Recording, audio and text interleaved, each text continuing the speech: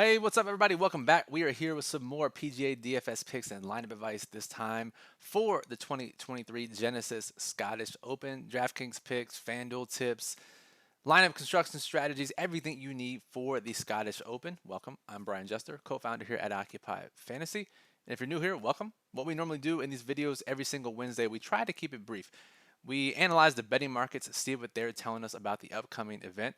We discuss the weather, if it's going to be a factor, and we do believe that it will be a factor this week. We talk about the course characteristics, which metrics generally and historically have correlated with winning golfers. And then we take a look at the ownership, who the highest owned projected plays expected to be, and who are some lower owned options that can help us win some of the biggest contests on FanDuel and DraftKings. Now, if you see this on screen, this is from last week. This was my entry into the King of the Desert qualifier. Won a ticket. Pretty happy about that. Go check out the promo page on DraftKings for more information about the King of the Desert. It's one of those alternate live final events, 500K up top. So 150 qualifiers, so happy to have gotten one ticket. And a lot of the players used in this lineup were discussed either on this video last week. They were sharp sportsbook overlap plays. Chaz Reavy was the cover boy of the Daily Plug last week. Some betting market updates in the Wednesday update in the plug. These guys were included. So a lot of the sources that we pulled from and the content that we put out utilized and talked about these plays. So super pumped about the result. So let's switch over to this week now. Let's go to DraftKings, this week's event. Now, Scottish Open. Talked about the weather being a factor, and there's no better place to start than there. So I'm going to bring up Wind Finder, our trusted resource for wind when it comes to PGA DFS. And if we look at Thursday, pretty consistently 18 to 20 mile per hour gust right now. I'm recording this late Wednesday morning. 18 to 20 mile per hour gust doesn't appear to be too big of an edge for any golfer in any wave on that day. And then we scroll down to Friday, and we see it gets a little worse as the day goes on, 4 p.m., 7 p.m. Remember, even though it starts 2 a.m. Eastern, this is over in Scotland, so despite it not being 4 p.m. or 7 p.m. Eastern when we're watching the event on Thursday, it will be 4 p.m. and 7 p.m. in Scotland. So now it looks like it gets a little bit worse Friday afternoon. So maybe there's an edge for Thursday afternoon, Friday morning golfers. Then you look towards Saturday and you see 25 mile per hour gusts. And then you look to Sunday and you see the lightest winds are 18 mile per hour gusts. It's going to be 35 mile per hour gusts by the time the leaders are coming down the stretch. So what does this mean to us? First, I would say that wind can be unpredictable. We've seen this countless times over the years in PGA DFS. And we've seen that oftentimes when we think there may be a wind wave advantage. For example, the one I just mentioned, Thursday afternoon, Friday morning, that looks good. Sometimes the forecasts change. Sometimes there are rain delays. We do see rain in the forecast Friday afternoon. If it rains and it's delayed and some of these afternoon guys are pushed to Saturday morning and they're in 25 mile per hour gusts, not saying this is likely, but we have seen it happen in the past, then that changes the dynamics as well. What I will say is, I think it's important to wave stack this week if you're making multiple lineups. Let's say you're making 3 lineups. I would say wave stack the Thursday afternoon golfers in one lineup. That means playing 6 golfers from Thursday afternoon all in one lineup. I would say take another lineup and play all golfers from Thursday morning. While it may not seem like the advantage by the time lineups are due, it may materialize. We've seen forecasts change and shift, and with the weather, who knows, right? Maybe the rain makes it easier, softens up the course a little bit. We truly don't know. We have an idea, but we see, again, time and time again, we've seen forecasts change. And then for the third lineup, maybe just play it straight up as if there's no wind advantage. And if no edge materializes, then you're fine there too. In the worst case scenario, there's really no downside here. The biggest downside is if you're wrong and there a huge edge opens up, you have at least one lineup like that. If no edge materializes over the course of 2 days, then you're just stacking and you're still picking good players, and you're not picking guys just because they fit into those tee times. You're picking guys that fit whatever categories, whatever the model, sharp sportsbook, betting moves, whatever is telling us, the plug. You're still picking good golfers. You're not picking them just for the hell of it, just because they're on that tee time. But they're on that tee time and they fit some other criteria. So if no edge materializes, you still have 3 live lineups. So you're making more lineups. Obviously, you want to make bigger sets, maybe a third, maybe 50 of your 150 have Thursday morning, maybe another 50 have Thursday afternoon, things like that. But I do say I think stacking is important this week, even if we don't know for sure how it's going to play out. The next biggest thing about the weather is that this course and how it plays is highly dependent on the weather. Let's go to Wikipedia, which I think is the easiest way to visualize what I want to discuss here. If you look at last year's winner, Xander, just 7 under was the winning score. Really tough conditions. You look back at 2021 and you see Minwoo Lee won it at 18 under. 2020, Aaron Rai, just 11 under. And then you go back to 2019, the winner had 22 under par. And a lot of this, nothing really was changed with the course. It's wind, rain dependent. So we like to be fully transparent here at Occupy Fantasy. If you've been around for a while, you know that. If you're new here, you may not know that. We're not in the business of just telling you things just because we need to have a stand or a prediction. And I will say, being fully transparent, this is one of the weeks where I feel the least confident in our model. Again, go find another YouTube or another tout or another site saying they're not confident in their model this week. We're fully fine being transparent and saying that, just because the stats that look important pre-tournament may not end up being the stats that are important after the tournament because of how the weather plays out. We think the weather will be a factor, and we think it'll be closer to this -7, -11 range. But if the wind dies down, the rain softens up the course, we could see -18, -22. And if that's the case, birdie making and driving distance and all these other factors are going to be much more important than bogey avoidance and scrambling and playing in tougher conditions, playing in windier conditions. So all this could change. So I will say 2 things, maybe 3 things. Let's go back to DraftKings here.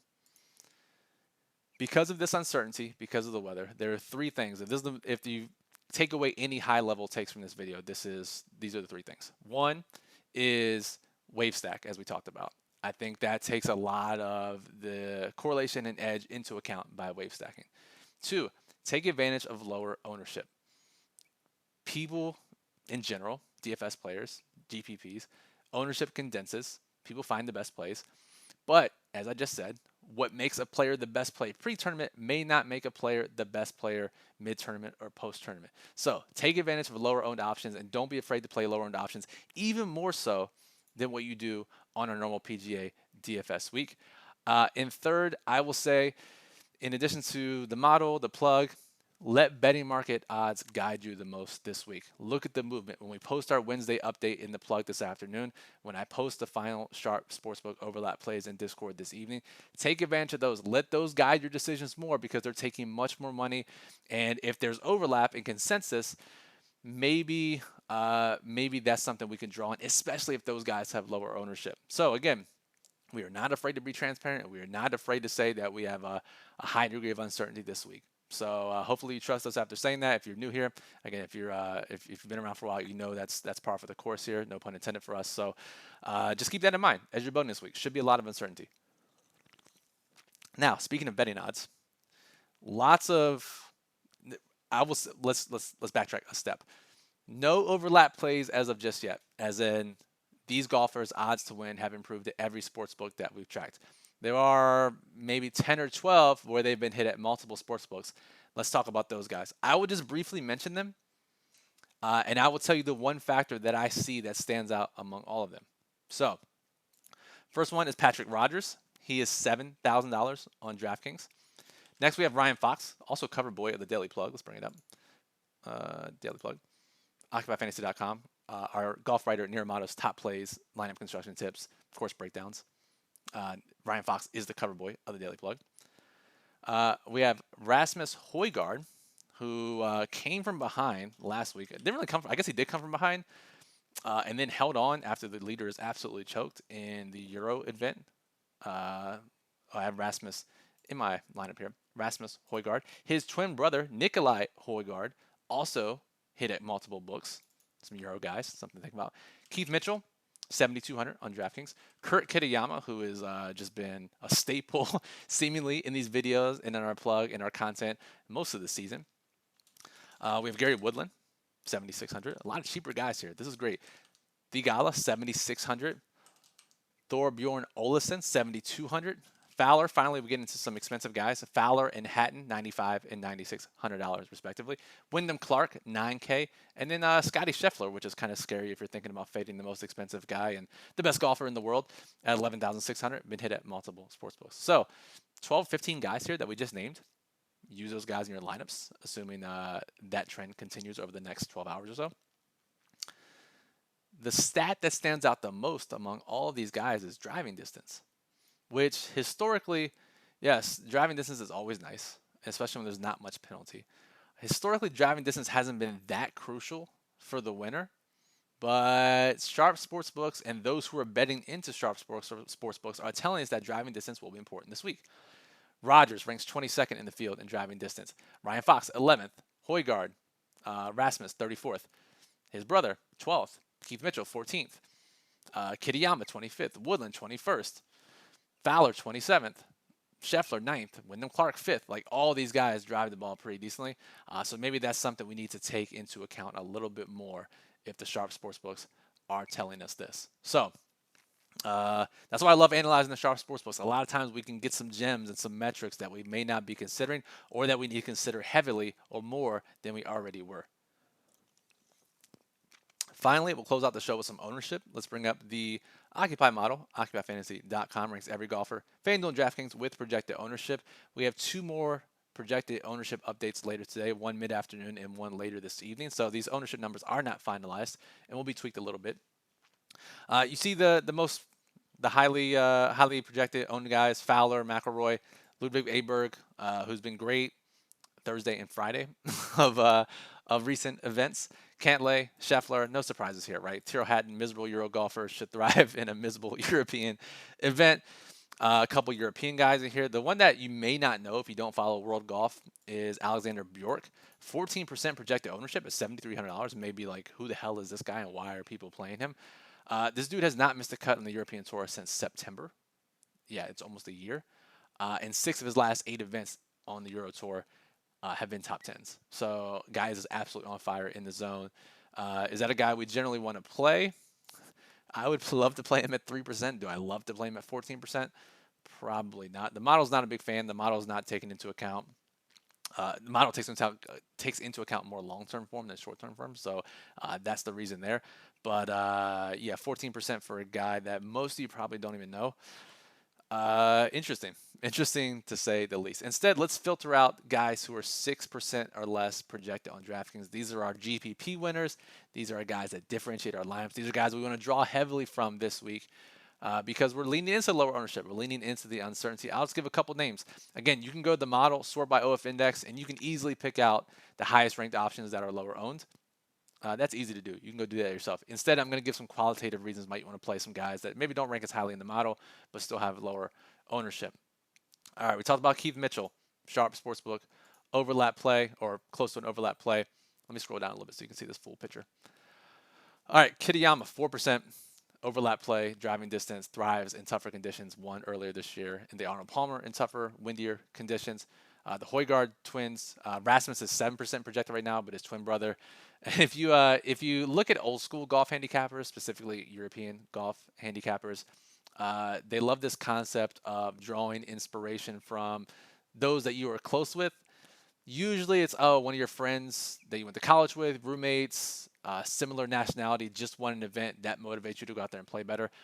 In that scenario, I can't imagine there is a better motivator than your twin brother winning the week before. So Nikolai, maybe it's his turn this week. Moving on down, let's keep moving. Let's talk about some guys here. And again, we are moving all the way down here. Olesen, Rogers, both 2% ownership, hit its multiple sportsbooks. We talked about them already. Let's keep going down. Richie Ramsey was the guy who choked the last week on the Euro Tour to give Højgaard his win there. But 2% for a guy who has had some winning experience. All right, let's keep moving, though. Other guys I definitely want to talk about. Daniel Hillier, 1% projected ownership, won the British Masters. Has been great tee to green, specifically on approach. 1% for a proven winner in this area of the world. Hard to find, $6,900. Troy Merritt, whose putter has been letting him down some, has been outstanding tee to green in recent events. Just 1% projected ownership. Maybe a change in venue, change in course style switch up his putter a little bit. Give him some variance. But 1% for a guy who ranks highly tee to green, when we know historically this course, tee to green, is one of the consistent metrics that we're looking for. Hard to find much more upside for 1% at $6,200 nonetheless. So cheap. Yeah, we're still scrolling here. I have one more name for you. Still scrolling. Hao Tong Lee.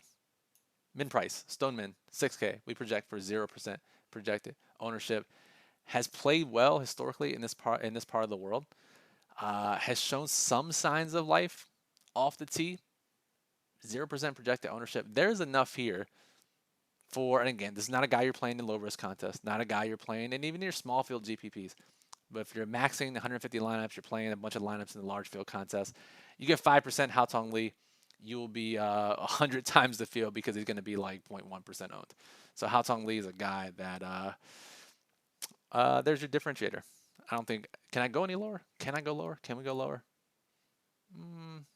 Nah, we're good. That's as far as we're going to go. So there's enough lower owned options in those overlap plays, the sharp sportsbook plays. So at least 2 of those guys in your high risk lineups, I wouldn't even be afraid to go 3. Again, lean into the ownership this week, lean into the uncertainty. The weather is going to play a major factor, and monitor the weather closely leading up until lock. And if you're playing showdown contests, especially monitor the weather because it will have an impact there as well. Let's go back to DraftKings. If you like what you've seen in this video, encourage you to give a thumbs up. That always helps us out. 1, thumbs up just helps us out in the algorithm. Again, we like to be transparent.